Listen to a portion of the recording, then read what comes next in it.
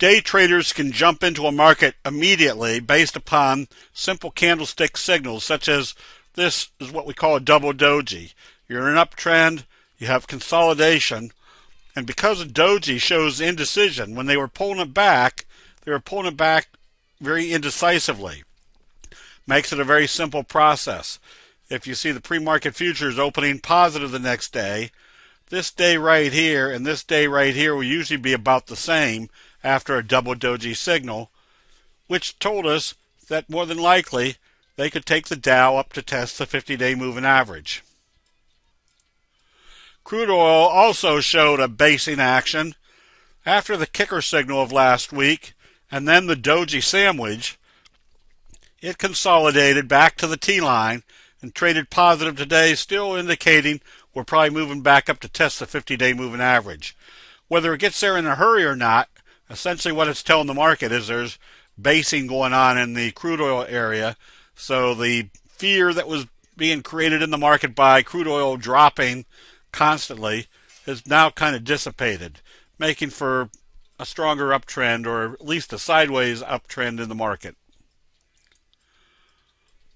And the candlestick charts illustrate that gold stocks are still acting well. We're still long AU based upon the reversal, not the reversal, but the bullish engulfing and the support right here on the T-line after a big fry pan bottom, performing our classic pattern, which is a big fry pan bottom, strong price move, consolidation, and then a prerequisite for a J-hook pattern is a strong price move, which is the result of a fry pan bottom. So the gold stocks still look like they have strong upsides to them.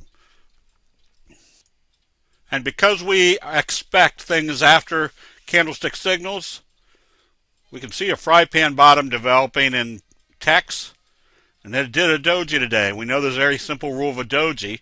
Prices will usually move in the direction of how they open after a doji.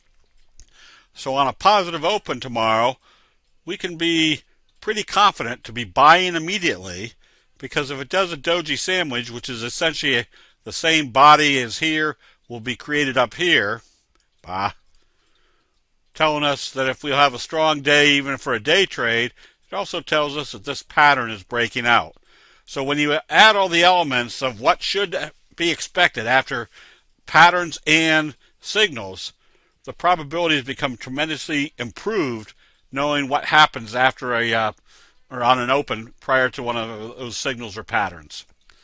That'll be it. We'll see you in the chat rooms.